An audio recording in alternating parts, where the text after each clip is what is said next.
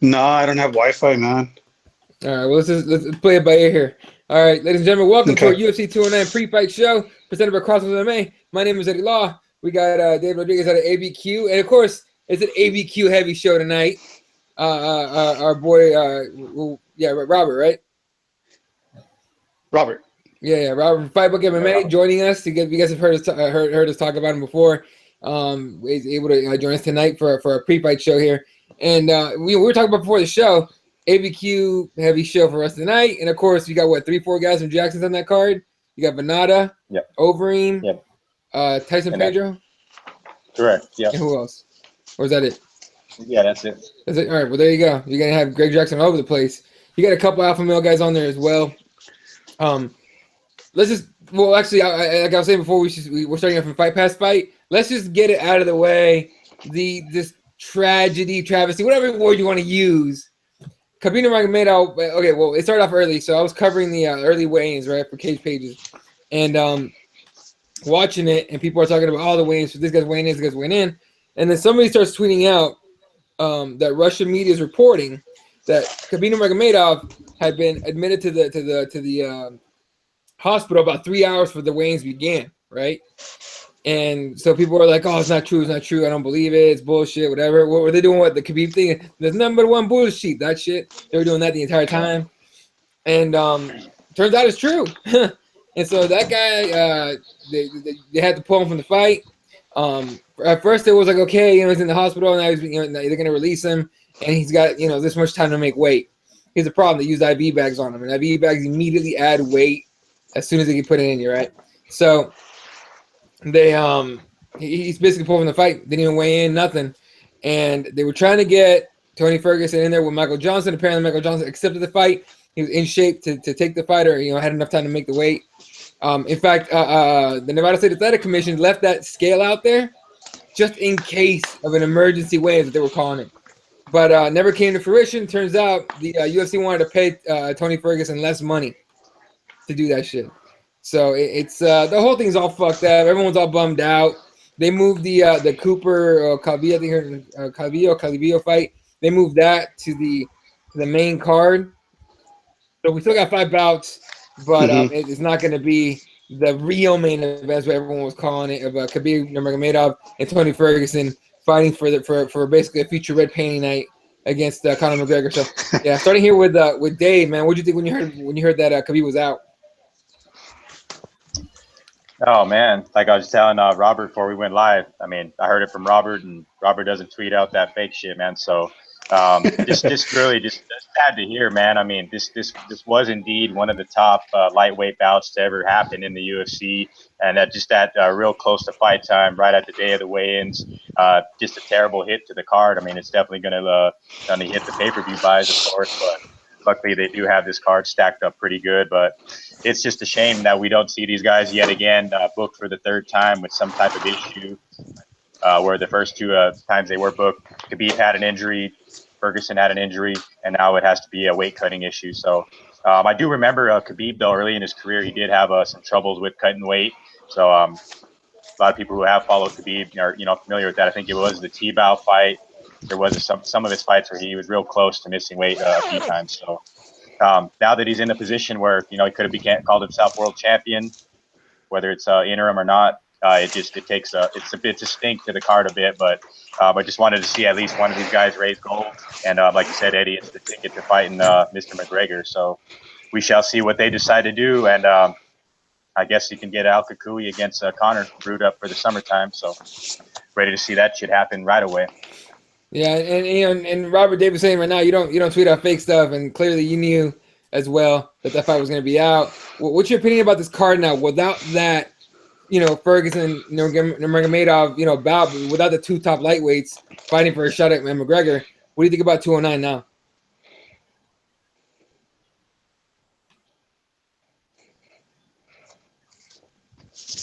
You there, Robert? Okay, I'm here. Sorry, it keeps cutting off. Oh, it's okay. Yeah, but what do you think about the card now? I think the card's all right. I mean, it was already having trouble getting people to buy the pay-per-view in the first place, because a lot of people wanted Tony and Khabib to be the main event. And now that they're not fighting, I mean, who knows how many people are going to want to, watch this fight now. Putting Amanda and Cynthia as co-main, I mean, it is what it is. But for me, it's not worth the money to get the pay-per-view now. And that's the whole reason why I wanted to watch the fights too, is because of Tony and Khabib. David knows. We were talking the other day, and we were talking about that, how, it was going to be a war. It's going to be a badass fight. And now we just have this card shouldn't even be a pay-per-view card. Right. Yeah, a lot of people are saying that too. A lot of people agree with you. Yeah, it shouldn't be a pay-per-view now. They should just put it as a free fight, tomorrow night, and let's see what happens. But of course, the UFC and the new owners want to make that money, which they're probably not going to do it now that the card's out of whack. Oh yeah. No, I agree with that completely. Here's the thing: when you got a $4 billion tab to pay, you're gonna make all that money, right? You're gonna do everything you gotta do. You're gonna, some crazy motherfuckers gonna put their lady out in the corner, like, hey, we gotta pay that rent. What are you gonna do? But that's only if you're insane, right? Normal people wouldn't do that shit. But anyway, so we still got this 209 card. We still got the main event, Woodley against Thompson 2. We still have Mark Hunt on the card, and Renata, like we were saying a second ago.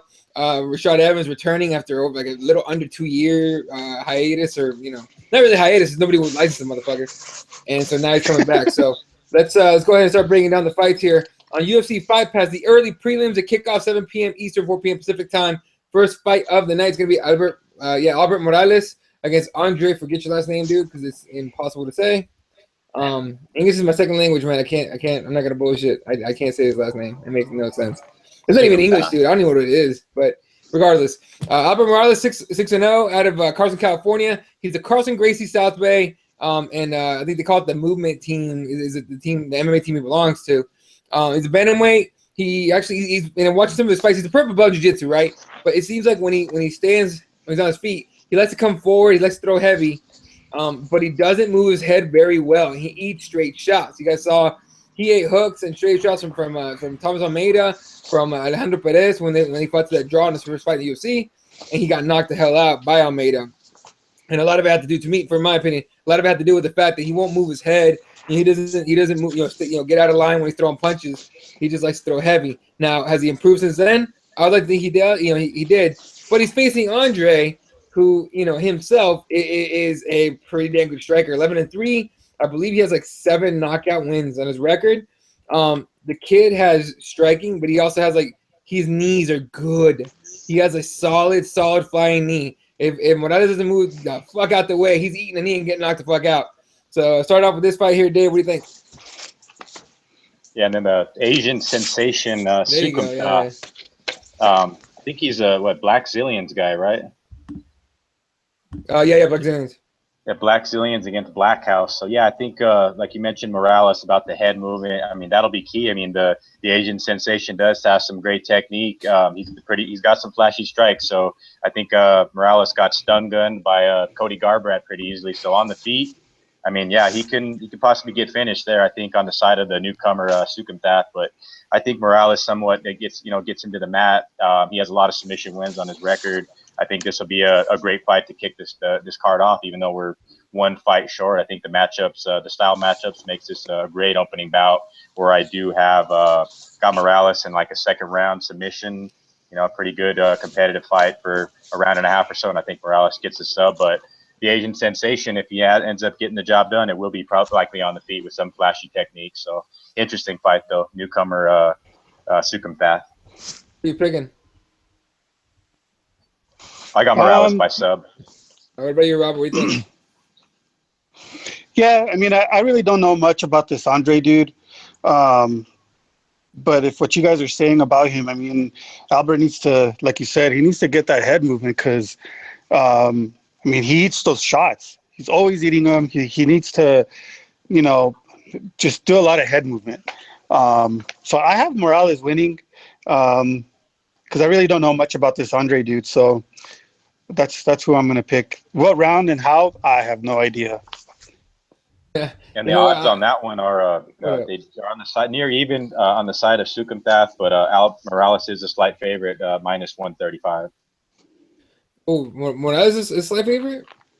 Correct. Yeah. You know what? I'm gonna say only because he's got 2 UFC fights under his belt, even though one's a loss and one's a draw. But Yeah. I'm telling you, I'm picking Andre, man. If what I saw on YouTube is what he shows up with, damn. Okay, god damn, that boy's gonna be something exciting.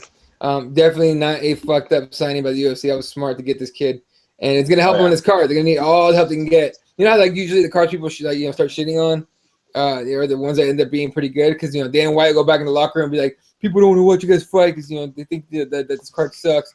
Show them that it's great and all that shit. And most of the time you get a pretty decent card. Anyway. Next fight up, man. Let's talk. I think light heavyweights. I believe they are. Yeah, light heavyweights. 205ers. Tyson Pedro, the Australian against the Scotsman. Scotsman, is that how you say it? Or Scott? The Scot, right? That's how you say it. The Scott Paul Craig, the Bear Jew.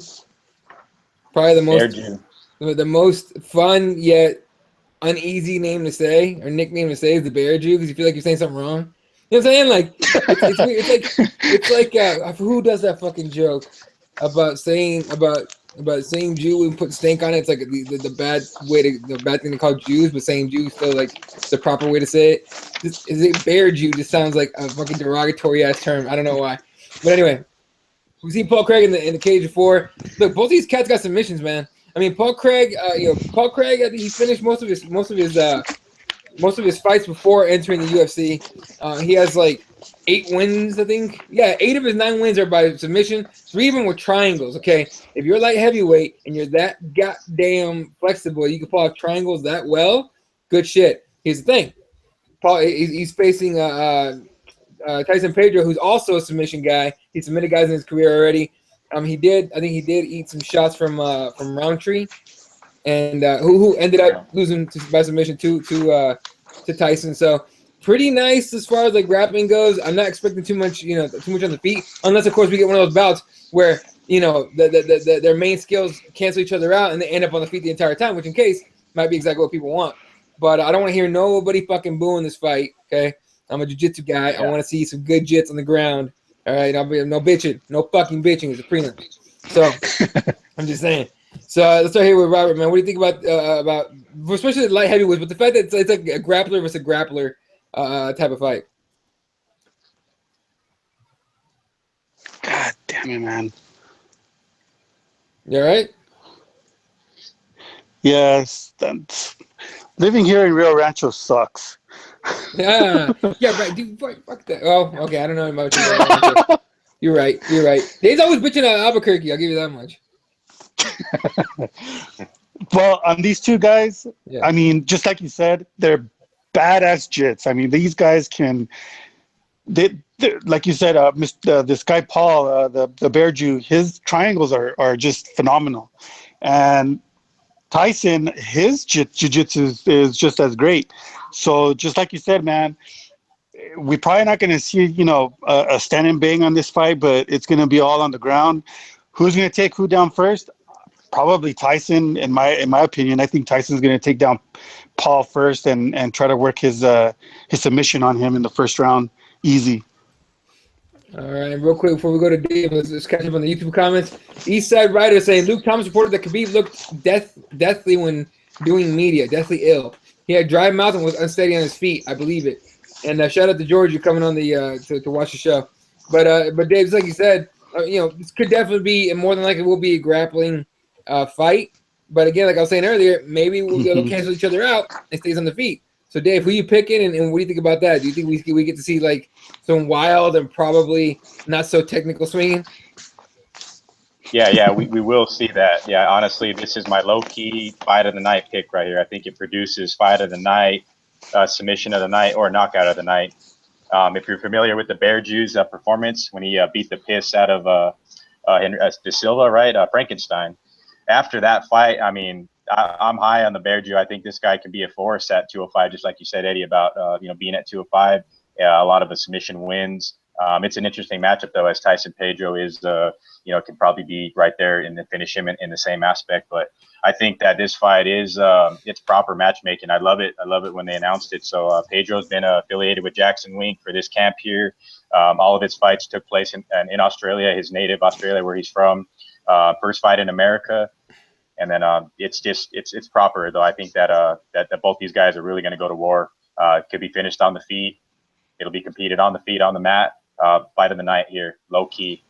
So fight of the night with these two guys? Correct. Oh shit. Okay. And I got the bear juice celebrations. You are so right. Fucking Snapchat just fucking freaked out on me. Sorry. I pressed on one thing. I got a bear juice by finish, by submission, second round. There you go. All right. And again, those are light heavyweights that can grapple. It's very difficult to find big guys that can grapple. And have like legit high level, just of course we got Frank Mir, the Nogueiras, all those guys, but I'm talking about like young guys that are coming up. Now this gives you that new evolution of fighter, right? We used to have those guys that could just, if you were just tough and could throw hands, you could be in the UFC, you could be a professional fighter. Now you got those guys that started doing jiu-jitsu at like 7, 8, 9, 10 years old and doing it, training MMA, training striking, and you got some high level dudes coming up. So you cannot, guys like let's say, that bullshit people talk about, if Chuck Liddell fought now, he'd get murdered. You know what I mean? He would get murdered by some slick-ass, young guy. But, it's just the evolution of the fight game that's actually pretty refreshing to watch and a lot of fun. All right, moving on to the next fight. So that was actually your UFC Fight Pass prelims, again, 7 p.m. Eastern Time, 4 p.m. Pacific Time. The FS1 prelims are 8 p.m. Eastern, 5 p.m. Pacific Time, starting off with the heavyweights. Mark, the Hand of God Beer. The fuck kind of nickname is that? What the? No, this you fucking. Oh god damn it! Where's this boy from? England, dude. Yeah. Ross Pearson's pissed at you. He should be. All right. Daniel Spitz, Daddy Longlegs. It's not any better. What the fuck? Okay, I'm starting a fucking school. Okay, the online academy. You're talking shit, coming up with nicknames. Okay. You know what? I take it back. Fucking shame on both of these guys' teammates. You don't give yourself a goddamn nickname, all right? You're not Diego Sanchez. Somehow that guy gets a pass. But, okay, you don't give yourself a nickname. Your teammates are assholes. If the best they can come up with is Hand of, Godbeer, and Daddy Longlegs. All right? Fuck your teammates. I would cuss them all out. Like, you fucking assholes. Anyway, seriously, it's part of the game. You got to promote yourself. Daddy Longlegs, really? I mean, Conor McGregor's the notorious Conor McGregor. Perfect. Okay? Even Diego the Nightmare Sanchez, and then he lost his mind. Still works, right? Fucking, who else has a nickname these days? Not a lot of people do, but whatever. You get what I'm saying, right? So, regardless. All right. So let's talk about the next fight on the fight or the FS1 prelims. It's Mark Godbeer against Daniel Spitz. We got heavyweights. Of course, with the heavyweights comes the heavy hands. Here's the thing: Godbeer is a striker. He wants to knock you out with his hands. Daddy Longlegs, fucking Spitz, wants to choke you out. He's a submission guy. He's a big, long guy. Sig Jiu-Jitsu out of Seattle. Does he train out of Seattle? Yeah, with Michael Washington too, right? Yeah. Spokane. That's where it's at. Correct. Yeah. All right. So about this fight, it's kind of a crazy one, but I'm a sucker for grapplers, and I think if you get to you get taken down, especially if you're a heavyweight, you get taken down, and it's a guy that can control you, especially a guy with long limbs like this motherfucker. It's gonna be a long night for you, or it's gonna be a real quick night. You know what I mean? So I think Spitz is gonna get in there, try to get that fight to the ground, get that neck, the arm, basically get something before you guys get all sweaty and get all slippery. So I'm taking Spitz. Dave, who are you picking? Yeah, I got to go with Godbeer here. I mean, he came into the UFC and took on a pretty tough opponent in Justin Leday, and that guy I was pretty high on. In the heavyweight division, I know he has like an USADA issue right now that we don't know how long he's going to be out, but it was sort of like a Tyson Pedro Bearju fight at heavyweight when they did fight. So he is a pretty good, like you said, a stand-up fighter. Likely he can finish the fight on the feet. It's heavyweights, of course, but I think Godbeer does win the fight by knockout here. I think he does get it done in the second round. Not super familiar with the Spitz guy, though, but like you said, the Daddy Longlegs and the Hand of, I don't know what they're thinking as far as nicknames go here, but Godbeer I'm familiar with. I know the fight with Justin Leday was it was on the undercard of Musasi and Uriah Hall is when it was. So I think that fight, I mean, he did get choked out, But I think if Spitz brings a high level ground game, he probably could get to the mat and finish in there. But these guys are going to bang, and I just think that Godbeer gets the best of him. Second round finish, in which I think he is the favorite right now, slight favorite at minus 145. Mark Godbeer. Wait a minute, you're picking Godbeer? Yep. All right, fuck you, dude. I don't want to talk to you anymore. Hating on my well, then you're not going to talk to me. Andy would have said that. All right, well, okay. Anyways, pick Robert. Who you picking and why? Fucking traitors. Well, okay. Godbeer the hand of Godbeer. I don't know. I'm gonna pick him first round knockout just because he likes to just swing and throw those heavy hands. But he's got to be careful, man, because that Daniel guy, like you guys said, he's long and he likes to throw that, do that jiu-jitsu. So, but I'm picking Mark. I'm gonna pick him winning. All right, well, you guys are gonna see when I'm right. Mark's gonna fucking throw some heavy, reach badly, get taken, double leg to the ground. He's gonna fucking smash pass, go side control. He's gonna get that arm in an Americana, finish that shit, or north-south choke. Fucking Godbeer's not gonna know what to fucking hit him. I'm just telling you right now. I'm just telling you. I just gave away Daniel Spitz's fucking game plan. I'm telling you, that's just out. All right, and he's unbeaten as well. Daniel Spitz is a 5-0 record too, as well, coming in on his debut. Yeah, well, we'll see. But regardless, next fight up, we talk battle of the man bun and Yuri Alcantara. Fucking Yuri Alcantara against Luke Sanders. I don't know what Marajo means as far as Yuri goes, but Luke Cool Hand Sanders. Now that's a nickname, like Luke Cool Hand. Like it flows. It makes sense. You can tell why they gave him that nickname. All right, so fucking take notes there, Godbeer, son of a bitch. Fucking, okay, Sanders comes in undefeated, 11-0. I call these guys well-rounded, right? But here's the problem: like he likes to throw hands and everything, but he will, guys are able to withstand his power. Okay, he's gotten plenty of decisions. Sure, 11-0, yeah, he's undefeated, but he's got a decision before. In the UFC, you got two enemies, the judges and the guy you're fighting, okay? That's literally how it goes. You know what I mean? When they say don't leave it in the hands of the judges, that's legit. Unless you want some questionable shit going down, or possible questionable shit, you got to come in hard. And Yuri, we know Yuri's game. Yuri is fucking solid everywhere. He's one of the more exciting guys at 135 pounds. And, low-key used to be one of those guys everyone's talking about for the next title shot. And he just keeps playing up and down. It's kind of weird. So, starting here with Dave, what do you think about this fight, man? Who are you picking? Yeah, it's a really close fight. I mean, I'm familiar with Luke Sanders because I used to follow a lot of the RFA guys. I'm real high on RFA guys like Pedro Munoz, another guy. But Luke Sanders here came into the UFC, got a nice slick submission win in his opening debut. Holds the undefeated record at 11-0.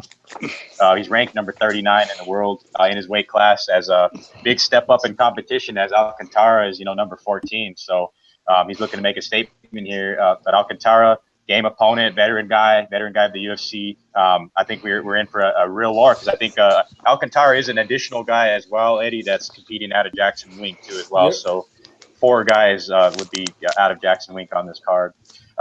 Fantastic fight, very, very, very close fight. I think I got to go Sanders by decision. I think it's a back and forth matchup, but Sanders outworks him and gets the job done by decision, though. Well, what do you think is going to end up being Jackson's record tonight or tomorrow night?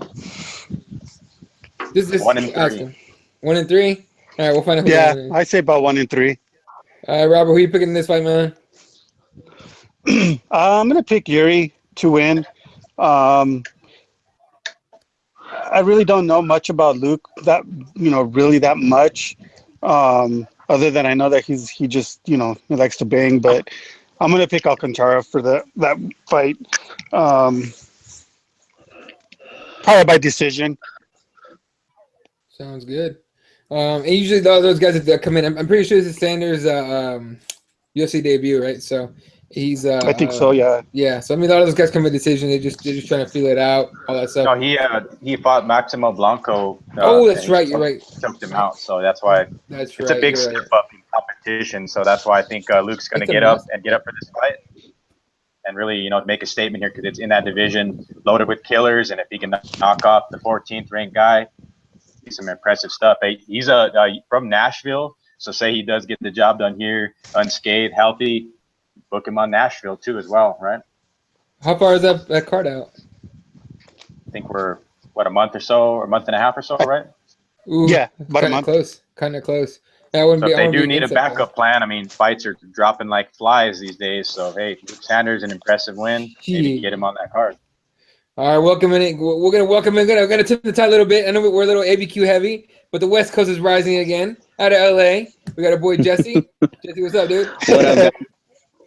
So it's either I'm really being a diva and showing up late, or I was asleep. You guys pick which one happened. Oh, dude, that's not even hard. All right, you got into the neck a little too heavy.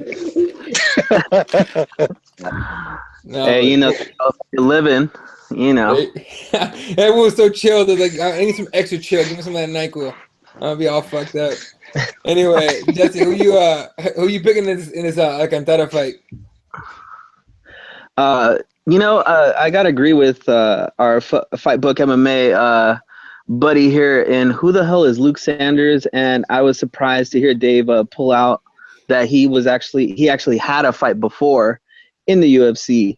You know, he's one of those guys that's a forgettable guy. I mean, you know, we've seen him fight before, but so forgettable.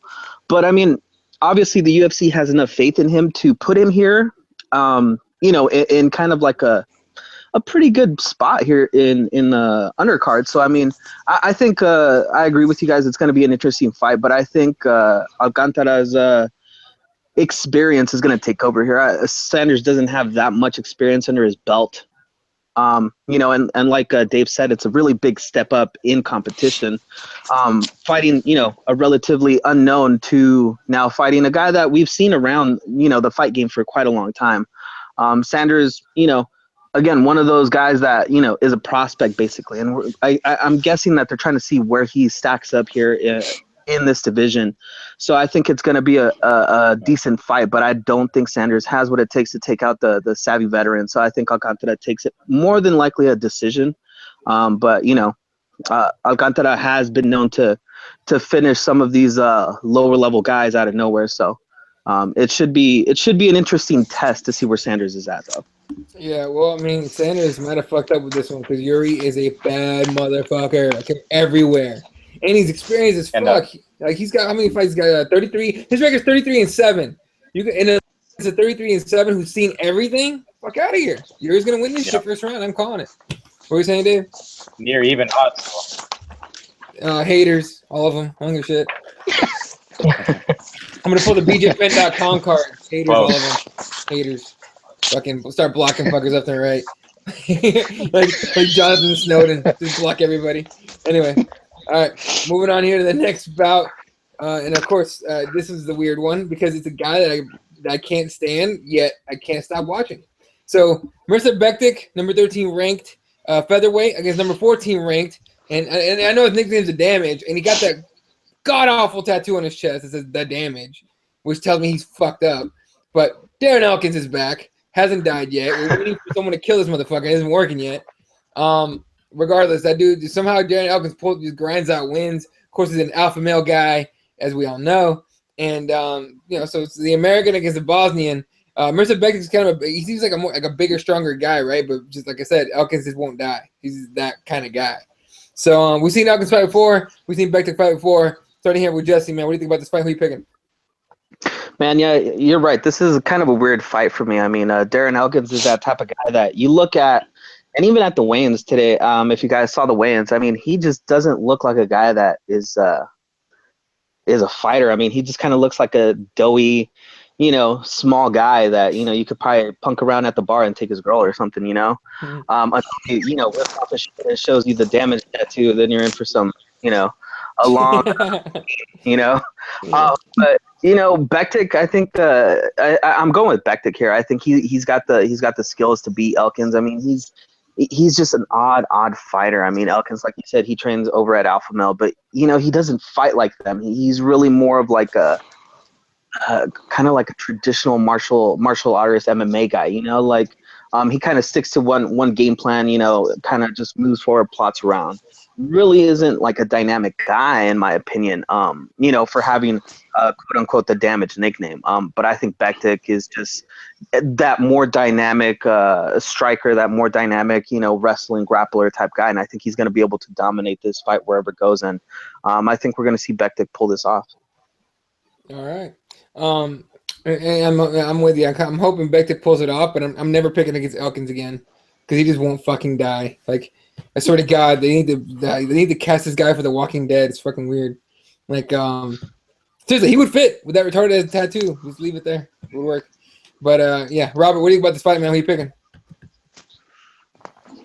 I'm gonna go for Bektik to win this fight, just because of I'm looking at his wins, and you know, it's pretty impressive in who he's beat and how he's won. So, but like you said, man, Elkins, he just won't give up, man. And all his fights were well, most of his fights were won by decision. So I don't know, man. It's going to be an interesting fight, but I'm going to pick Bektik to win. No, definitely. And again, with Elkins not fucking wanting to die, it's just Bektik. And I'm pretty sure Bektik's going in there, you know, confident. But you know, he's like Elkins is like that dude that has, you know, and forgive all the PC shit or the non PC shit, but he's got that retard strength seeming shit. Like it's out of nowhere, he pulls that off. So I'm just saying. Yeah. Anyway, Dave, you there? Yep. And I think on my screen. I think you know who I'm picking, Eddie. Well, no, I don't, man. Who you pick? Who you picking, dude? Well, to give you the odds, the gauge on this fight, Mirsad Bektik is a minus 650, huge fucking favorite in this fight. So with that, I'm taking Darren Elkins to win this bout. It's number 13 against number 14. Sweet, perfect matchmaking. We haven't seen Elkins in a little while. This division's loaded with killers, man. So I think Bektik is no joke. He could finish Darren Elkins. I think if he does, I mean, he's on his way to doing big things at 145. So I think Fred is really high on Mirsad Bektik as well. So I just think that this is a fight that definitely need to happen. And Darren Elkins, the damage, he's going to do the Elkins thing to Mirsad Bektik, and he wins the fight by decision. I like I said, Fred gets really high and it cut out my ears. I'm like, yep, he does. That motherfucker does. Yep. All right.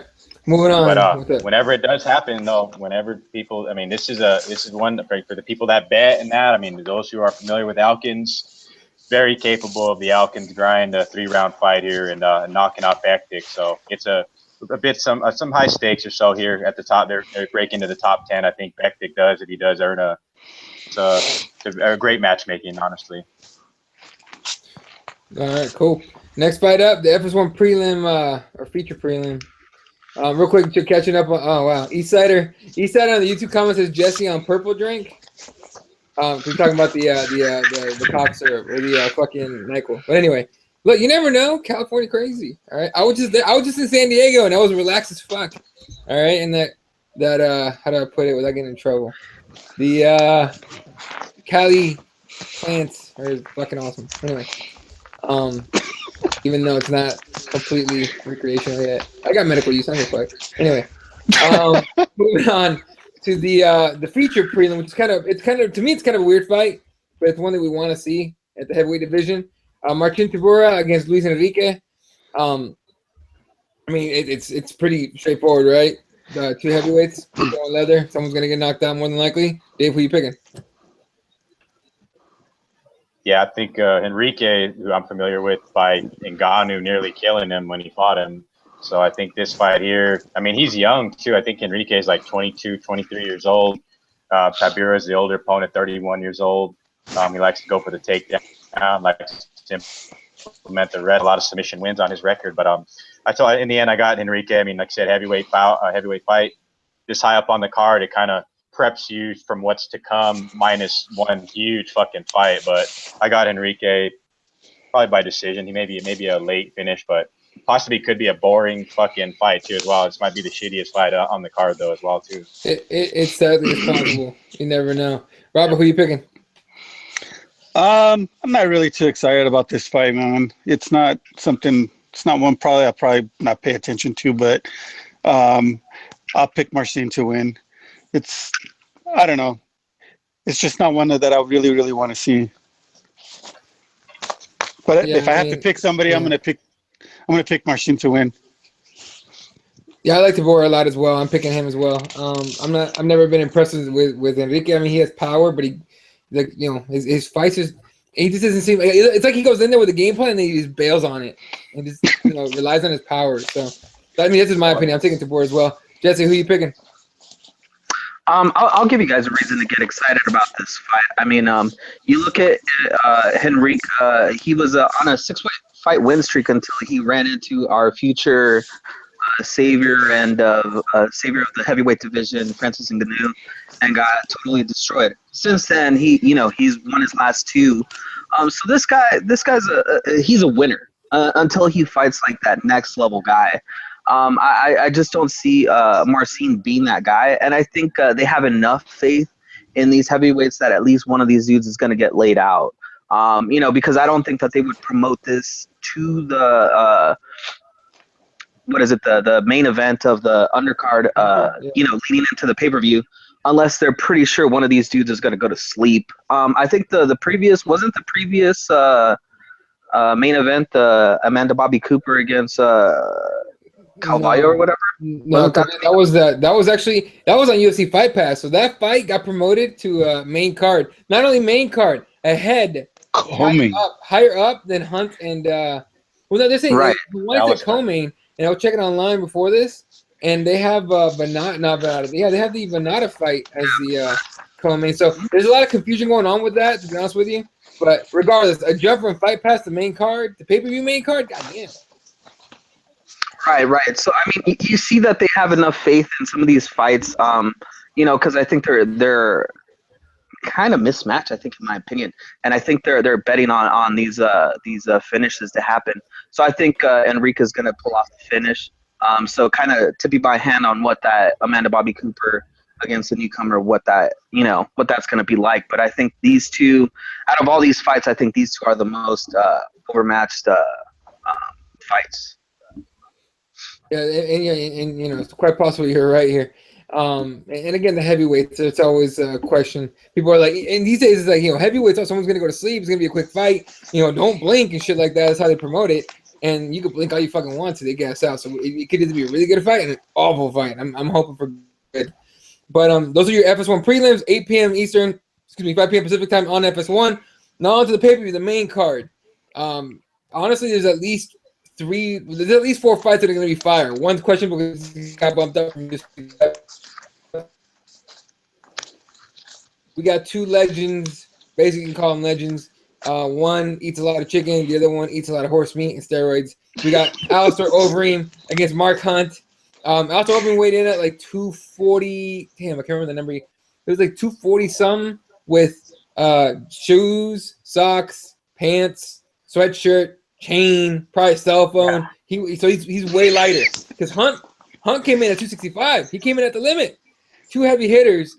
Now, what do we know about Hunt? Hunt loves his overhand shots. Powerful guy, can finish any fight. He's got more than one signature walk-off knockout. And Overeem used to have power, used to have a chin, lost all that shit. But now we got a smarter Overeem, an Overeem that moves a lot more, moves his head a lot more, and is tag and actually uses a fucking game plan. So starting here with Robert, man, we got two heavyweights, heavy hitters. Who's going to sleep? I'm going to pick Overeem going to sleep.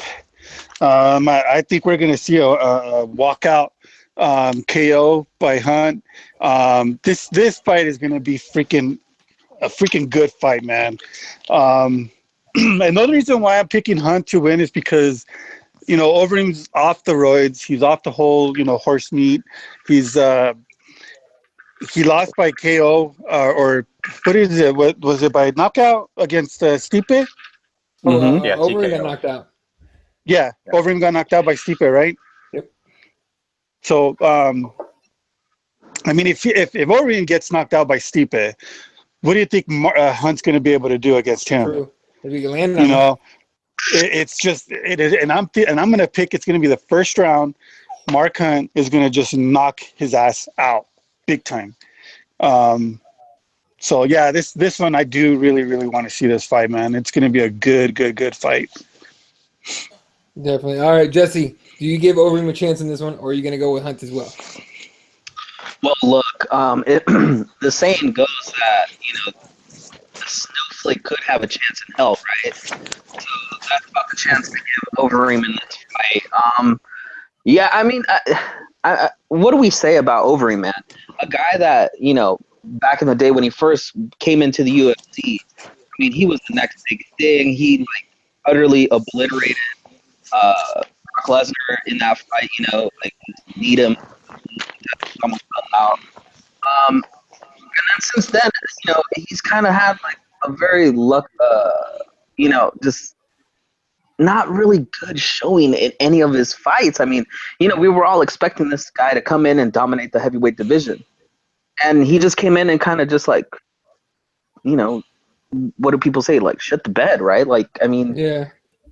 He failed the drug test, and then since USADA's been in here, I mean, he hasn't been able to really get a lot of steam going. I mean, he was able to fight for the title, and then he got knocked out. I mean, he had a good game plan, like Robert said. I mean, if Stipe was able to knock him out, right, one shot to come down, and then the rest were kind of as they would say, like, too much, made him get up and think that somehow he won that fight. So, I mean, Mark is well known for absorbing a lot of damage moving forward, and then, just perfect uppercut or whatever, so looking at it, I mean, he has a lot of walk and knockouts that, he's just getting knocked out in impressive fashion. And I think this is perfect fight for going to stick it to UFC, win this fight, knock over to Dana White and tell him that he's going to win his lawsuit that he has against him. So yeah, Hunt all the way, man. All right, Dave, what are you picking? Yeah, I have to agree with Mark Hunt on this one. I think his hatred for the UFC currently, his current lawsuit. Man, I wonder what Alistair's approach is here. I wonder if he tries to do the Brock Lesnar and maybe take Hunt down, early, maybe in the first round. I see it ultimately being, Hunt hurting him bad before the first round ends, and then it could be one of those controversial things off the stool in the second. And I think Hunt finishes him off. So I don't know. I question Alistair's cardio, so I don't know if he's just going to try to stand and bang with Mark. We all know where he's going to end up there. So Mark's just kind of got to get in on him. And Reem, one shot puts him away for sure in this one. I don't know if it's going to be a walk-off, but Mark Hunt's going to land some bombs here. And then Alistair's in a weird place after that because, I mean, one fight removed from the title fight against Mark Hunt getting knocked out. I don't know how many fights are left on his contract, but he puts himself in a real strange place if he does get finished here, which I think he does. All right. But do you think? No, go ahead, Robert. Do you think that Overeem's going to be able to take down Mark though? I mean, yeah, I think he'll try to. I think he'll probably, Overeem's wrestling is not that great though. Yep, and then nowadays it's just kind of, I mean, the way he got finished by Stipe though, that's why I think his shots that he landed on the feet against Stipe, if he tries to play that game with Mark Hunt, he'll lose right away. But I think he may take some notes from Brock Lesnar's approach and try to implement it. They might be the game plan. Greg Jackson, or that may be what they try to do. And I think that'll probably have to happen early in the fight, and then after that, it's all Mark Hunt for sure. Jesse, what were you saying? No, thinking about this fight, did you guys get the email about the Fight Pass questionnaire? I got the email. I didn't even look at it. What did it say? Okay, so check this out. So they sent out, not to everybody, but a lot of people that are either subscribers or were subscribers to Fight Pass. And basically they had some interesting questions out there. One of the questions was, what is your level of interest of having like an event that's like Fight Pass exclusive, where the stakes of fights are, and it said, for example, 2 fighters fighting for a contract to stay in the UFC while the other one gets his walking papers handed to them. Who the fuck wrote that email? What a dick. This is a questionnaire where I'm guessing that they're kind of floating out ideas to have like Fight Pass exclusive events where like, they have like fighters trying to get into the UFC and fighters that are in the UFC that are probably past their prime and are taking up valuable space on cards apparently, and they're just gonna put them on these cards and go, hey, well, whoever loses gets the boot. Whoever wins in this fight gets a ticket to UFC. So to me, it's kind of interesting. Go check out the questionnaire, the survey, and it has some pretty interesting things. Like they're talking about adding boxing to Fight Pass. What's your level of interest of having boxing events? Put on by UFC. There's just a lot of interesting questions there. So if you guys get that email, go check it out and kind of just go through it.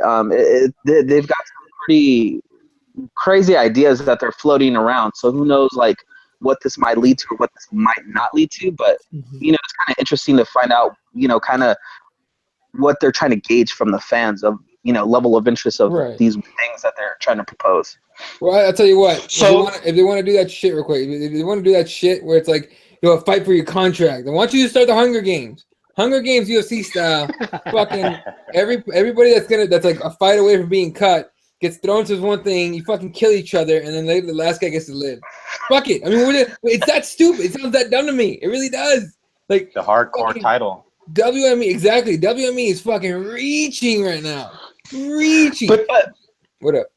But do you really think that's that crazy? Because think about this. So you put Hunt Overeem on like a fight card on Fight Pass, where basically whoever loses gets cut. I mean, that's an interesting thing that I'd be like, all right, I'll check that out. Or so some of these fighters that are past their prime that are we're all kind of begging for them to be put out to pasture.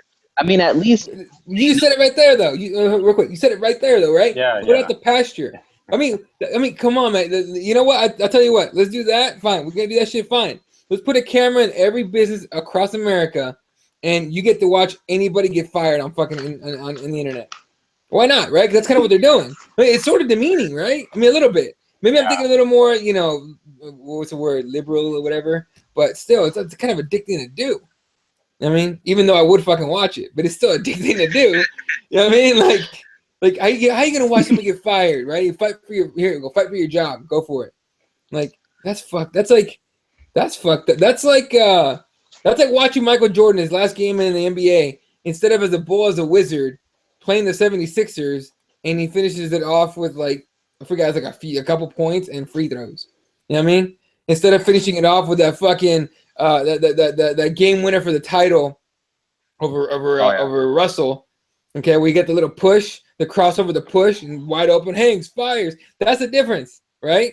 You either get to go out like GSP did when he retired a few years ago. Now he's back, but when he retired a few years ago, on top with the belt, you know what I mean? Or you get to go out. You get to go out like who went out like BJ Penn.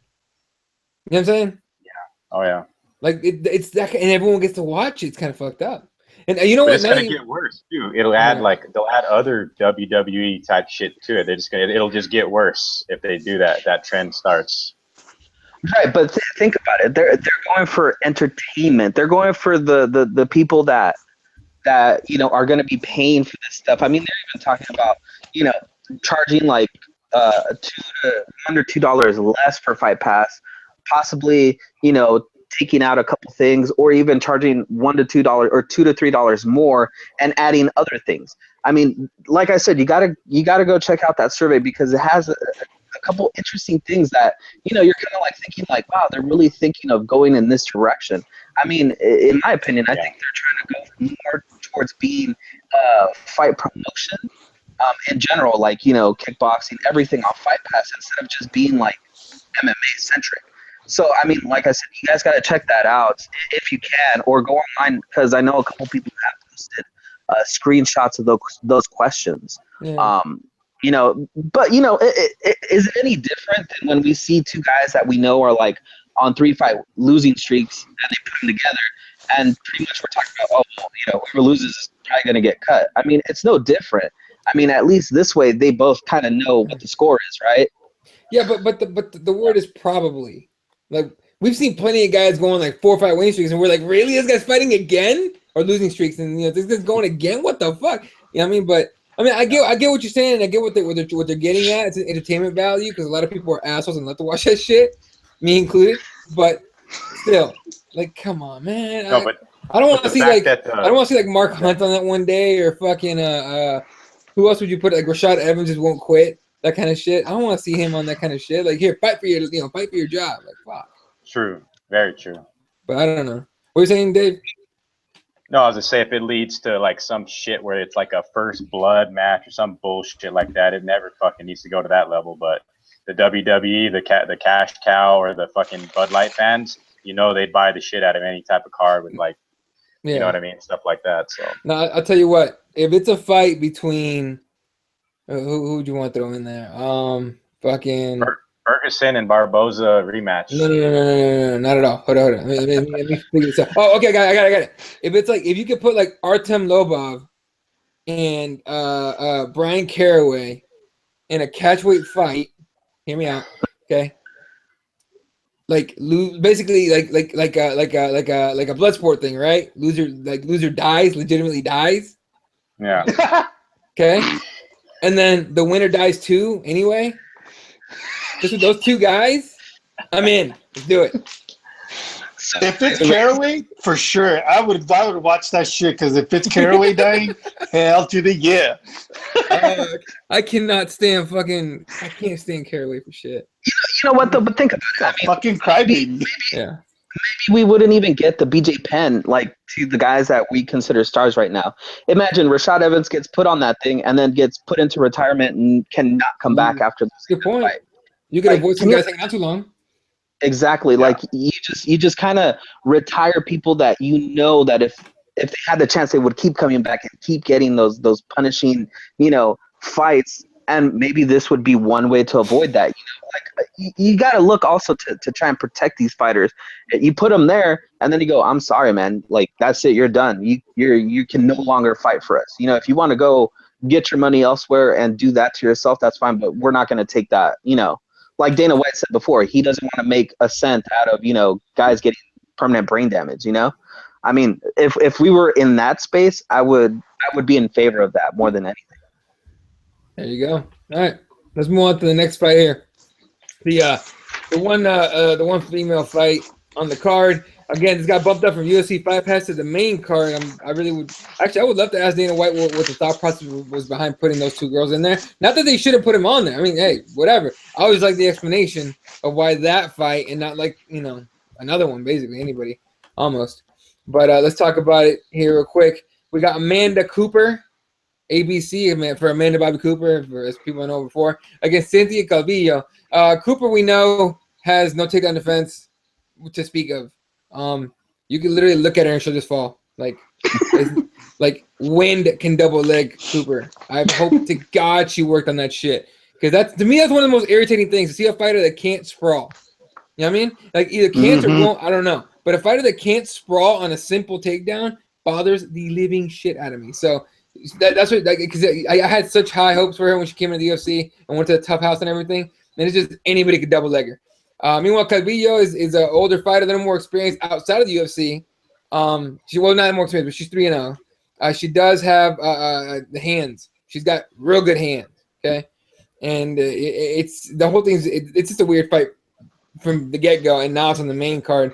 I'm assuming the UFC is like, oh, let's get two girls in there. Now they're decent looking. Put them on there. See what's up. Pull on the Bellator basically. So let's start here with Robert, man. Who are you picking? I'm gonna pick Calvillo for the win. Just like you said, man, Amanda's takedown defense sucks ass. I mean, if she worked on it, which I hope she has, it's gonna be a decent fight. Probably the only reason why Dana White put these ladies on the card is because they're females. Yeah. I think that's probably the only reason, because females, when they fight, they bring it. And I think to have them on the main card, a lot of the fans is going to want to see that. And, but for me, I'm going to pick Cynthia winning this fight, just for the fact that out of the recent fights from Amanda, her takedown is not there. I mean, there's no takedown defense. So Cynthia for me. All right, Jesse, who you picking? Yeah. You know, I think this is one of those fights that, like I was saying before, I think this is kind of stacked in Amanda Bobby Cooper's way because I think they kind of have a girl that, like you said, not very experienced professionally. You know, 3-0. You know, doesn't have a long record, but I believe she has a pretty decent amateur record. She's had quite a bit of experience there. Um, so to me, I think they're kind of assuming that the blonde girl is going to come out and beat up on They're Cynthia. hoping. You know, They're hoping. and I think that's why they put this fight on here. You know, the supposed pretty blonde girl. You know, on the pay per view. Hey, we can sell that. But like you guys said, I think Amanda's really big weakness is her takedown defense. I mean, you know, we all talk about it. You know, I mean, to see how badly it is, you know, and to get into the UFC with that level of grappling, it's horrendous. I mean, it kind of goes to show you what the bottom rung of for women's MMA to get into the UFC really represents. And then you can't get women like Megan Anderson and a couple other ones before getting into the UFC. You know, like why aren't they putting money behind a lot of other girls that have a lot more experience or a lot better at a lot of things? You know, I'm gonna mention my girl that's fighting today on Bellator. It's just one of those weird things. Again, it's a weird fight. I think it should be in Cooper's favor to keep it on, to keep it standing. Both of them, strikers, and it should be in Cooper's favor. But if Cynthia goes for a takedown, it's pretty much over. It's probably going to end up looking like what was the guy that Randy Couture went against that had 0 takedown defense as well? Just kind of fell down. Yeah. Yeah. James Toney, right? Yeah, James Toney. Yeah, she has that level of takedown defense though. Terrible. It's pretty bad. And look, I'm with you on that, man. I'm taking Calvillo. Just overall, the takedown defense bothers the fuck out of me, right? It's one of those things where, especially for a good striker like Calvillo, who she's got hands. All right, look her up. She's got hands. You take Amanda Cooper down, get on top, and just bash her to shit. Now Cooper does have jits. She has ground game, so there is a hope that you can't get taken down that easily and expect to win a fight. I just don't see it that way. So I think Calvillo's going to come in, win her debut. I do give Cooper the advantage of having already been in there before and having fought UFC level girls before. So we'll find out exactly what Calvillo has for Cooper, but I think Calvillo's going to pull off the win.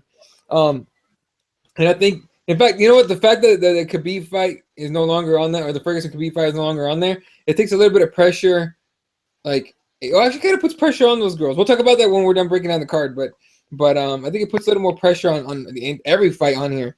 In fact, Woodley at the fake weigh-ins, literally at the end of it, he gave him the speech and shit. He goes, so I'm coming in to finish fight, whatever the fuck he said, the usual line of shit that they throw out, and then he finished it with please buy this pay-per-view, and it's like, ooh, a lot of people didn't think about that, but I read into it. I was like, oh shit, yeah. I think Woodley knows some shit's going down, but I'm picking Calvillo on this one for sure. Who you picking, Dave? I think it's a clean sweep. We all think Calvillo gets the job done in her debut. Terrible takedown defense on the side of Cooper, and which Calvillo is affiliated with Team Alpha Male, where her game plan would probably be to get it to the mat. And, she has an impressive win over Aspen Ladd and on an amateur level, Calvillo I'm talking about. And, yeah, I think she could be somebody. I mean, like Jesse was saying, Cooper, the UFC's kind of hoping maybe she does win, but I think this is kind of a fight geared towards Calvillo. It's a short notice fight too. They added this fight 2-3 weeks ago. You know what I'm saying? So I don't see a finish taking place here. I just think it'll be a pretty interesting fight, and I think the UFC would really want this fight to really show up on the main card where it sits right now with all the fuckery that happened with the Ferguson fight dropping out. Yeah, I got Calvillo. Amanda Cooper's ranked number 32 at strawweight in the world. Calvillo wants to come in, get a nice win, unblemished 3-0 MMA record. So I think she does outwork her, gets a decision win. Pretty good competitive fight though. Is she in last place? What did you say? No, I was saying is Cooper at number 32? Is that in last place? Yeah, that division? should hold the last slot, right, Jesse? Holy shit. There's that many girls. I don't know. Maybe they just added ghosts. I'm not sure. No, they added the. If you go to Tapology, they have the Chuck Norris picture with the nunchucks. They don't know your or they don't have a picture of you, so it's one of those. After 32, it's nothing but people with that. So yeah, there's gonna be a bunch of girls from. I like that. That's hilarious. All right, moving on. We get one of the legends themselves, right? Legend when this is all over, taking on Daniel Kelly. Now, the only reason that I'm picking Rashad Evans in this fight is because he's not fighting a young gun, right? He's not fighting a young 185 who's going to come in and starch him. He's fighting Daniel Kelly, who is legit on his own. But to me, it's like an even match, right? As far as age, ability, all that shit. And I like Rashad Evans to pull off a decision and hopefully just call it a day. Just please call it a day. I'm so tired of hearing commissions won't even license this guy. You know what I mean? I almost think they bought a license just out of like okay, he's our guy. He's he's fought a million times here. Let's just give him a pass on this. But there's got to be something to the fact that no one will license this dude. You know what I mean? So it's I don't know. I'm hoping that's it for Rashad. I hope he goes on a win. If it's a finish, even better. But I think that Rashad pulls off a decision win in this one and hopefully rides off into the sunset of Florida and chill out and run his own gym, start coaching people. Hopefully, but that's just me, I guess. Jesse, who you picking? I think Judo Kelly here is gonna take this fight. Unfortunately, what was it? 2013 was Evans' last win. I think it was right against correct, Chael Sonnen, non-roided Chael Sonnen. So I mean, what does that tell you? And he hasn't had the motivation really to come back, and he who knows what his actual motivation was to come back. We for sure don't think that it was because he wants to be a contender. And he's cutting to a different weight as well, right? 185, correct? He looked okay. If you saw the early weigh-ins, he looked pretty good. He looked healthy. Yeah. He didn't look drawn out. I think he legit lost the weight and then just maybe stays at like 200 pounds and just cut to 15 or 20. No, go ahead, sorry. Honestly, I saw it the other way. I think he's been so out of shape and he lost all that muscle mass that he had before. And it was probably all fat. So, hitting that 185 mark was easy for him because it was just kind of getting back into shape. And since he lost most of that, that muscle, because if you look at him, he was not as muscular and defined as he was before. He was definitely kind of dad bod-ish, So, and Dan Kelly, he's kind of been, grinding away here in the UFC silently, wins basically, kind of a. I bet most people that are going to buy this pay-per-view, like, non-hardcores, are probably like, who the hell is this old guy? And why the hell is he fighting, this well-known black guy, Yeah. And I bet you a lot of money is going to come in on Rashad just because they don't know who the hell Kelly is. But I think they're going to be surprised, and I think Dan Kelly's going to take this win. I actually, sadly, I think it might be a very easy win for Dan Kelly. Damn, that's fucked up. Just saying, Robert, who are you picking? I'm gonna pick Rashad, man. I've always been a fan of his, but this was like way back in the day. Daniel Kelly is he's a good fighter and all, but I don't know. I like when these fighters just come in and want to prove themselves, but that can always go into could always bite him in the ass, you know what I mean, coming into a fight like this. But I don't know. I'm going to pick Rashad to win. There you go. All right. Dave, who are you picking? As they sit right now, Rashad's number 23 at light heavyweight. Dan Kelly's number 27 at middleweight. So this is a fight where Rashad, like Jesse was saying, different weight class. Haven't seen him earn a win in the octagon since Chael Sonnen 4 years ago, So I'm a Rashad fan. Rashad used to be, one of the first guys, Jackson or Mike Winklejohn trained back in the day. So very familiar with Rashad, followed his career. Dan Kelly's just in a weird place right now. He's coming into the UFC, just shredding people up, using that bloodbath with Kamosi. Like Jesse was saying too, are people that are going to be watching this card are going to have no fucking clue who this guy is. But I just think he takes Rashad to the gates of hell and earns a real hard fucking fought decision win here. But I think Rashad does look pretty good. He is in great physical condition. If you've seen the weigh-ins, you can see that Rashad actually has probably been in camp for close to like 5 months now. When he had, the kind of fights canceled back with Tim Kennedy and all the shit that went down where they didn't clear him to fight in New York. But that's New York. We know there's been tons of fuckery with in New York for the UFC, just a lot of bad luck. But here we have Rashad, back or at middleweight. He is the favorite in the fight at -220. Dan Kelly only one loss in the UFC, and I think that was to Smiling Sam, right? Mm-hmm. Yeah. So that being his only setback, I mean, 39-year-old Kelly, 37-year-old Rashad. I just think it's a war, and I got Dan Kelly winning that war for sure. Damn, man. All you haters, man. Whatever. Rashad Evans going. Meanwhile, Rashad Evans by finish. How about that? Overhand right, knockout. He goes out with middle fingers and goes to train with the Diaz brothers or something. I don't know. I'm just saying. That's I could say that. This is Trump's America. The black people just are going to be put down. This motherfucker. You went there. I knew it. All right. Let's move on to Dave's favorite fight of the night. We got Lando Venata, David Timur. Fireworks at the weigh-ins. Apparently Timur had a lot of shit to say, but Venata was just smiling on his face like a fucking creeper. You got the winner of the knockout of the year. We're gonna go to Dave last to start here with Jesse. Who are you picking? Well, like I said on the Advocate show, I am on the hype train that that Dave put forth for us, and he was the conductor for a while. And I had to jump on it after that impressive fight against what was it? McDessie? Yeah, Ferguson, right. That really showed me a guy on short notice that just went in there and just, said, hey, I'm here. I'm going to do exactly what I'm supposed to do, right? Is throw caution to the wind, put everything out there. And if I win, I win. If I lose, oh, well, it got me in the door. And he really did that. I mean, he really put, Ferguson on Queer Street a couple times in that fight. Just didn't have the cardio that night to finish, to seal the deal.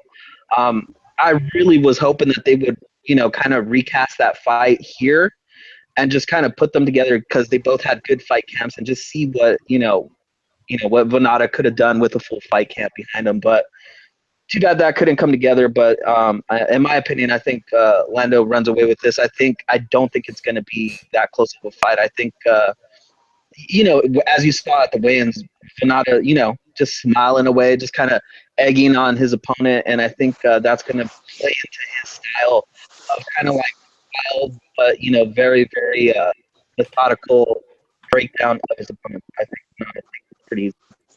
Knockout, probably first or second round. All right. Robert.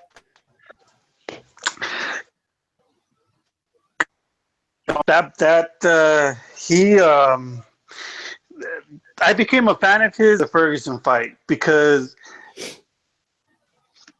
fighter do what he did to Tony in a long ass time ever. So I'm gonna pick Landau to win, and plus because he's from Albuquerque, so I gotta support that guy.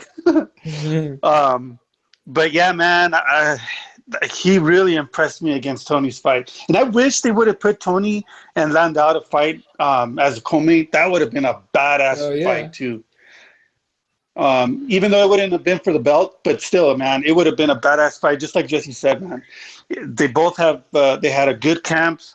They're both healthy, and they both were, they're ready to scrap. So it would have been awesome to see them fight again. But it is what it is. So. But I am going to pick Venata to win. Round KO. All right, I'm taking Groovy Lando. All right, Groovy going to get the knockout in the third round. It's going to be a war back and forth. A lot of creepy smiling from Lando. A lot of just angry shit from Timur. And Lando's going to be. It's going to be some like spinning shit. I think. I mean, some crazy. I like Lando, so I don't mind it. But that kick, though. Yeah. I mean, damn. It's going to be badass, man. And McDessie didn't even see it coming, but the second you narrow your body like that shit's coming. So he should have known. The technique is right there. You narrow your body, and you got to start watching out for spinning shit immediately. All right. Dave, you're up. Well. Here we are. Oh shit! Well, I got Lando Venata in the co-main at 209. If you would have told me that 4 or 5 months ago when we told y'all that Lando's the truth, hell yeah, this is what's up, man. I just think that just pleased to see him in this slot. I mean, I think he delivers for sure. I think it's going to be a tough fight, though. I think Tamor is going to have his moments in the fight, but Lando's always he's going to face somebody, tougher each time, and I think he's going to happily accept that challenge. We said that in studio when we did an interview back in September, previous to him taking McDessie's head off. So I just know that a cool story. I talked to Lando when he was in RFA. He had a title fight slated with Ronnie Barcelos. He was real down. He said early in his career, a lot of mental blocks have screwed with him, and he's got that cleared up now, and that's why he's seeing things a lot more clearly. I remember telling him that you're going to shine, you're going to get your moment. 2 weeks later, he fought Tony Ferguson. Here we are 6-7 months later, co-main event of UFC 209. So very pleased for the man, and I think this could be, besides the Tyson Pedro Bearju fight, this is my fight of the night pick as well. I mean, one or the other is going to deliver, and it's in the limelight here. Lando delivers, calls out a top 15 opponent. I think he gets the job done either by a decision, a hard fought decision, or he just thunderstrikes him, as Fred would say, early, first round. All right. Now everyone got to put in their say, except for Jesse. Jesse, we'll go with you first in here in a second about the Khabib pulling out, due to the weight cut issue. But I just read something right now online about Dana White saying that basically he gave a little more detail on what happened. Turns out Khabib's team, this is according to Dana White, Khabib's team decided to take him to some random hospital instead of calling the UFC doctors. So Dana White believes that had Khabib's team called the UFC doctors instead, this fight could have been saved. So the weight cut was pretty much rough.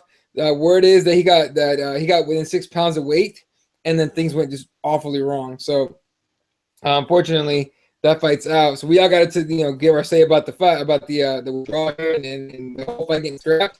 Just what do you think about it? About it getting scrapped? About the whole situation.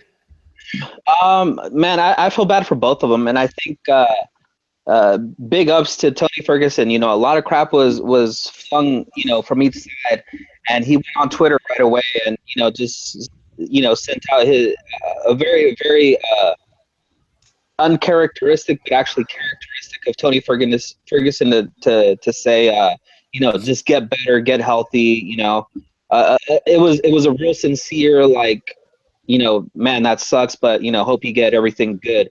Like, it wasn't even like there was no hint of like a shot at him, like, oh, you just he was just like, it was a sincere a sincere moment from Tony Ferguson, a guy that behind the scenes, that people that know him, he's very, very in tune with other fighters. He's really aware of what it takes to be in the spot, and he likes to sell the fight basically, but he really cares about his fellow fighter brothers, basically. So really, really cool to see that. It just sucks that if that's the case, I think the UFC probably would have done what they were doing for what was it, Uncle Creepy, right?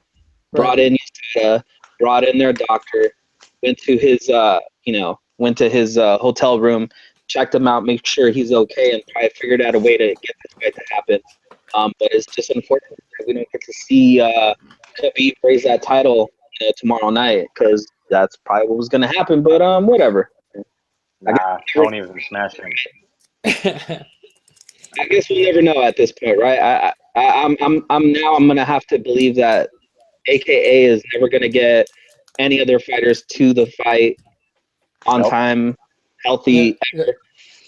So I don't know. My favorite part about this whole thing. Yeah. Now, my favorite part about this whole thing is not every light heavyweight got on a treadmill as soon as Khabib be pulled out, because they're like, oh, DC's next. DC's gonna pull. I'm gonna get that fight. Fuck that. 10 days from now. There you go. That's what I'm saying. What's that fight? So, April 8th? Oh, shit. That's the day before my tournament. Okay. What are you saying, Jesse? You think Ryan Bader's like, damn it, I could have fought for an interim heavyweight. Nothing's official yet, dude. Nothing's official yet, right? Yeah, not even GSP Bisbing is official. It's just like, it's announced, but it's not official. Oh, we'll talk about that bullshit in a second because that shit was fucking dumb and hilarious. Okay? I've seen Michael Bisping drunk before. I've never seen him drunk at a presser ever, and it was gold. It was everything I hoped it would be. I'm just saying. Anyway, They have seen him drunk at a presser after he won the title. Remember? okay, that was after. I'm talking about pre-fight. Like not even the bout's not even scheduled, and this fucker showed up tanked. And GSP called him out repeatedly. Okay, fuck it. Let's just go into it now. If we're going to the main event, okay, I'll give you the details. Fucking first of all, they come in late as fuck. This guy thinks he's Conor McGregor or something. They come in late. GSP's there on time, right? So Dana White comes out late. He's like, "Sorry, we're late. GSP's here, and we don't know where Michael Bisping is. We have no clue where he is. So we're just gonna bring in GSP. So they're bringing GSP. They're asking him questions. He's answering a question. Michael Bisping walks on stage, grabs the microphone, and goes, "Nobody gives a fuck." Like it was hilarious, and you just had a hint that like something was wrong with this motherfucker, right? So they just keep going, and he's like you know what drunk sounds like. So I start tweeting out like, "Is anyone? Does it sound like he's drunk to you?" Like, and people are like, "Yeah." And seriously, you look at my timelines. Is Bisping drunk? Like everyone thought he was drunk. Then GSP goes, starts calling him out for being drunk and shit. So everybody, at this point, it's out that Bisping's drunk, and he couldn't give one single solitary fuck about that. He's just shit talking GSP left and right. It was hilarious. It was seriously one of my favorite moments in UFC presser history. Like, oh yeah, it's seriously one of my favorites. It was just so worth waiting for. It was awesome. Yeah, and it's Bisping. He's in character as always at the stare downs since his first fight in the UFC, poking at him, talking. That's just what he does, and trying to hype it up.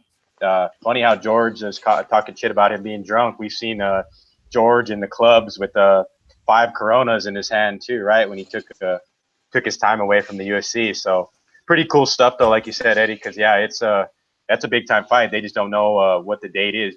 But Dana White did say he kind of ideally wants it for an international fight week, which we talked about on Advocates. Yeah, as long as he can get GSP through USADA, he will. If they got Cyborg and fucking Brock Lesnar through it, he'll get him through. I'm not even worried. That you might as well just book that shit for July. It's gonna happen. So, which is weird, right? Isn't it a little weird that they couldn't just use that one thing that they used for Brock Lesnar? Yeah. Well, I mean, people are already losing. They will later on. They're not gonna do it right now because it's 1 month out, right? But they'll use it on them, and it'll be. But I don't know. Right now, confidence in USADA is so low. Like we've been shit talking to USADA since it came in, really, because it was really weird, right? Especially now with these early weigh-ins. Like we've had multiple guys have to pull from fights because of the early weigh-ins. It's really weird. And it's really hard on guys' bodies. Like if you don't know about cutting weight, like you go to sleep dehydrated, it's awful. Like you feel like death, and you wake up like that, it's even worse, So, yeah, no, the whole thing's weird. But yeah, that shit was worth watching. And look, I have my theory that we're not even gonna get to that fight. Someone's gonna get hurt. But that's just there you go. You just said it, Eddie. I was just gonna say that I will not believe that fight until they're entering the cage. Yeah, till they enter the cage, and even then, it's like a Cain Velasquez fight. You never know. Someone might trip and break a toe or some shit. Or like Robert was saying, my back. My back. Takes off his shirt. Takes off his shirt. It's like, my neck, my back, my neck, and my back. Yeah. That's it. All right. Let's go ahead and finish this off here, breaking down the main event. Tyron Woodley once again defending his belt against Stephen Wonderboy Thompson. First fight, super close. I actually had a score for Woodley that night, and like a split. I thought it was gonna be a split for Woodley. When it came back majority draw, I was very surprised. To be honest with you, I thought Woodley caused more damage. I guess you could argue that Thompson had the volume strikes and all that. Regardless, that fight's done. Woodley tried to get money fights with Bisping. He even agreed to it on video, and that thing got thrown on. Dana White's like, no. Fucking try to call out GSP. No. Try to call out McGregor. Yeah, right. Try to call Nick Diaz. Diaz is like, who? And then fucking he tried to get every fight but the Thompson fight. Turns out nobody wants to fight Woodley. No one cares. Not even that they're afraid of him. They just don't care. He's not a money guy, even if he's a champion. Let's just be honest about that. Mind you, I like Woodley. A lot of people dislike Woodley a lot. I actually like Woodley. You know what I mean? I think he's a smart motherfucker. He does his own embedded shit. It calls it a champ camp. I don't know if you guys ever watch that shit, but it's pretty well done. You know what I mean? And he has businesses. He's a smart guy. He's a good fighter. I don't understand the whole hate on him. But regardless, we get the rematch. Thompson's got a shot.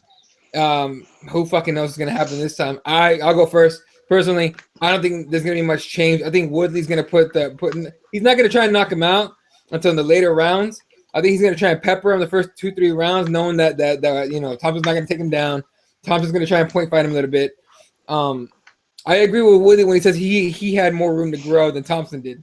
So I'm gonna say Thompson. I think Thompson takes his decision and retains his title, and hopefully we don't see a third fight unless this one's like ridiculously good to where we need to see a third fight. But I don't think we'll get to that point. Start here with Robert though. Who are you picking? I'm gonna go with Steven winning the fight, man. Like he said on one of his interviews, he said that he learned on his last fight against Woodley, and now he's, I'm sure that he's practiced a lot on whatever it is that he learned against that fight. But the thing too, Steven, he telegraphs those side kicks A lot, yeah. He telegraphs it a lot. I mean, he goes into that side position and then he throws that kick, which Woodley, I'm sure, is going to be like, oh, okay, I'm going to take this full on when I see him turn that way, because he's going to do that, that side kick. So Woodley's going to be able to take him down. Because I mean, Thompson's ground game it's pretty good. But I'm gonna go with Steven winning, man. I don't know by KO or anything like that, but probably by unanimous decision, or not unanimous, by split decision. there you go. All right, Jesse. Man, I just don't like Woodley, honestly. I honestly think that what makes Woodley so unlikable is the fact that he does it to himself. He's kind of like a DC, he wants to be liked. Like you said, Eddie, you just said it, he has that champ camp thing. How many people know about that? Probably not a lot. How many people know about that? Not a lot of people. I didn't know until I saw one of the embeddeds when he was talking to Dana and he was holding his camera. I was like, what the fuck's this guy doing? See, yeah.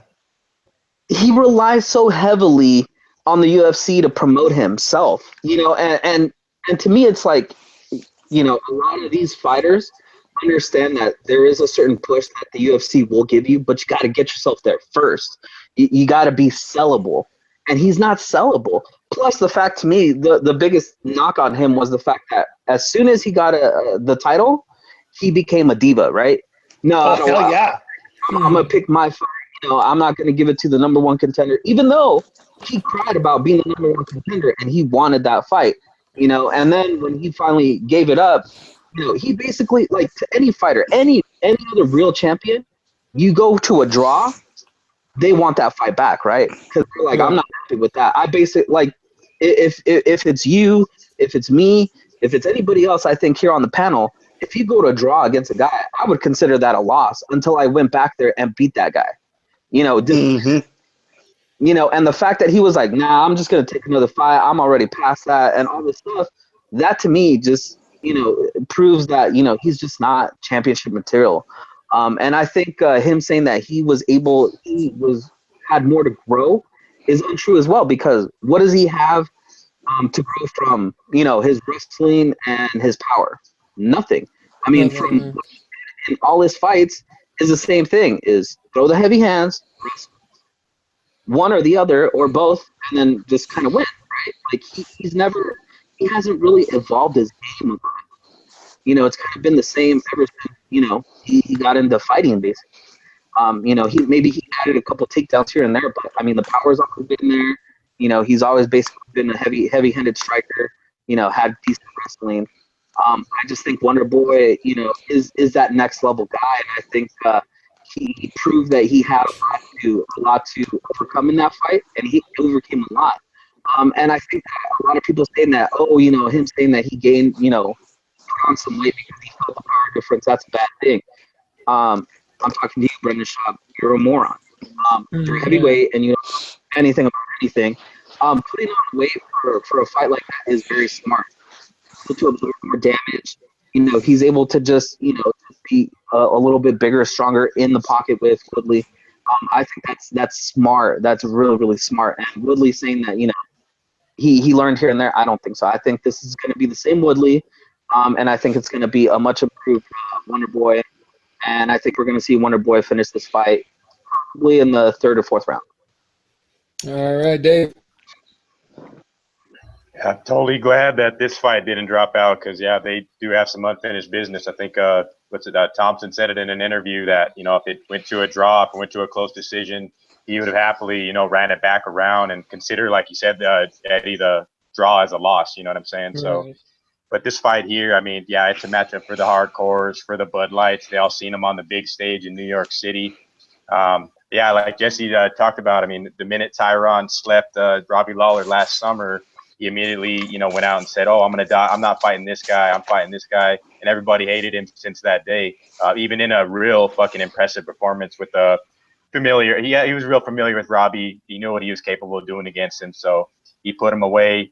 He's been the king since, holding the gold. I think Wonder Boy is it's a chess match here. It's a very, very tight matchup like it was the first time. But Jesse talked about it as well, where Wonder Boy went through a lot of shit in that fight. I mean, he went from getting rocked, completely rocked and nearly knocked out on his feet into a submission attempt. His head was about to pop off. He got out of that, ended up in top position. So I think Andy even talked about it too. Late in that fight, he thinks that Wonder Boy figured something out that works against Woodley. So we'll see if he threw some lazy kicks in the first fight, and Tyron made him pay in the first round the last time. So I think early Wonder Boy is going to have to really put it on Tyron. I've been watching Tyron since the Strikeforce days. His cardio was questionable because a lot of his fights, did end up, he's only got a few setbacks in his career, but cardio was questionable early. He answered that and solved that at UFC New York when he did go the distance with Wonder Boy. So I think a similar fight does play out here. I just think, man, I don't want to pick against Woodley here. I just think he doesn't look like he's enjoying the, everything that's happening. He doesn't look like he doesn't want to be there, I guess, to get fighting Wonder Boy. But he is in the main event slot. I mean, he can't be saying that the UFC's not promoting him, whatever the racism shit that he's been pulling. But it's ultimately two badass motherfuckers who are some of the top guys at welterweight. And it was a great fucking killer fight the last time out. It's going to be even better this time. And I just think Woodley seals the deal up, doesn't leave it in the judge's hands, and walks at it UFC 209 with the gold for sure. Because if he loses, everybody, the hate that's going to rain down on that guy is going to be unbelievable if he loses this fight, if he gets finished. Isn't that kind of what Dana White told him too? Like you talk, you're the best and all this stuff. Go out and prove it, basically. Like he kind of called him out, correct? Like not too long ago, he called out Woodley, telling him he needs to put a stamp on this fight if he says he's the best. And what was it? Woodley the other day, he was saying that he's a legend at 170 or something. Like he's the best or whatever. The greatest welterweight of all time. Yeah, there you go. Yep. Hey, Jesse. Conan's walking to the cage right now, so FYI. Yeah, anyway. If for anyone who's following Jesse's obviously a Marlo's Conan fan, big one. So she's walking to the cage as we speak, and they're about to throw down there with Julia Budd. Yeah, I'm with you. I mean, with Woodley, saying all this other shit. Woodley talks too much, the problem.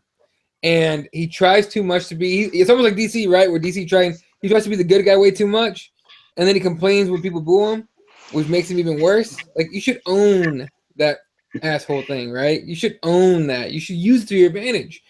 So, I mean, I don't know. I will never forget. I was there when DC and John Jones were going back, and DC was like, "Why are you guys booing me? He's the one that's the bad guy." Like, oh yeah, just sit there and smile. Stop crying. Stop pandering to the fans. Like, it's not gonna work, man. It's just hilarious to watch him get this question, literally a question mark on his face on why everybody hated him. It was hilarious. No, definitely. All right, fellas. I like when they were gonna announce who the winner was against Woodley and Thompson. How Woodley was scared shitless, thinking that he was gonna lose his belt. Oh yeah, he freaked out. He was like a little crybaby, man. Yeah, he's got that feel about him, and it sucks because that's I don't. It's weird. Like that's not really who who he really is, but he's trying to play it up a little bit. I don't know what he's trying to do. It's weird. He's trying to market himself in a weird way. I think. Like I said, like DC, but one more thing before we close the show off with the big welterweight bout slated for tomorrow, guys. Who do you guys see as the next guy to challenge for the title at 170? Nick Diaz. I'm so fucking Diaz. I wish you would. I wish I would give it to him. I really would. Man, next one at 170. I mean, Damian Maia is the only name I can think of. And that's not beats Masvidal beats him, right? But let's say Maia comes out winner in that fight, right? Masvidal has to wear him as a backpack for 3 rounds or 5 rounds, whatever it is, and then ends up getting choked out, right? Let's say Maia wins. That's really the only guy left to throw him in there with. There are other guys with nobody that deserves it as much. And I'm not saying it's a jiu-jitsu guy. I'm literally saying it's just a record. Maia has the numbers and has the wins. I think he deserves it, but deserves it 100%. Yeah, if he can get past Masvidal, but now whether they're gonna give it to him, different question. Way different question. But yeah, especially if it's Wonder Boy and Maia, then that styles matchup. I mean, Wonder Boy better just hand that over because Maia's got takedowns for days, son, and transitions everywhere. It's just sad to me that a guy like Maia, a guy like our other favorite heavyweight, the Black Beast, they're on these win streaks, and they're gonna get broken, and put down before they get that title shot. The only way they're gonna get there is kind of like our Holloway, right, where he was like on 9-fight win streak before he finally he got it. Yeah, he finally got that shit. So yeah, he's the champ right now too. But think about that, 9 fights in a row against killers, not a single tomato can in sight, and Maia, I mean, he's taking a real dangerous fight against Masvidal. It's like I just hope that he's able to pull that off, not because I just want him to finally get what a title shot to prove himself that he is the best. Oh yeah, I agree with that 100%. All right. We're basically past the fucking time that we got. So thanks everyone for joining us. Thanks Jesse for coming on. Robert, appreciate you coming on, man. We'll have you back, when hopefully when you get a chance. Dave, of course, at ABQ. Shout out to everyone that watches, of course, Mike Jarbs. Can they pull up the YouTube comments? I apologize. I stopped looking at those as we were going. Let's see. Let me read a few here. Georgie talking about Tony Ferguson says, damn shame. Hope you're talking about Khabib. Damn shame. Hope you recover soon and that the next few fights for him happen. And then Tony deserves respect for being so gracious on Twitter too. Dave Mendes said, just tuned in to catch some Woodley talk. It all sounds pretty racist to me. All right, dude. And then he goes on and says, I'm still on the verge of opening my wrists after losing the Khabib Ferguson matchup. So for real. And then Georgie giving Woodley the nickname Tyron Goatley for the greatest of all time. I don't think so, but Oh God. Yeah, right. Shout out to go through Maya. Yeah. Shout out to anyway. So Robert from PipeLookMMA.com. Check his website out. Represent, of course, all those guys that represent. Appreciate you guys and your support. Shout out to Fred Kirby, who couldn't be here tonight. He's out of town. He's doing something with the family. That's what he does. And thanks, Jesse, for coming on. I know you're always busy and stuff. And shout out to everyone that supports us. Appreciate it. So for everybody here, y'all have a good night and enjoy UFC 209. All right. Good night, Wilshire.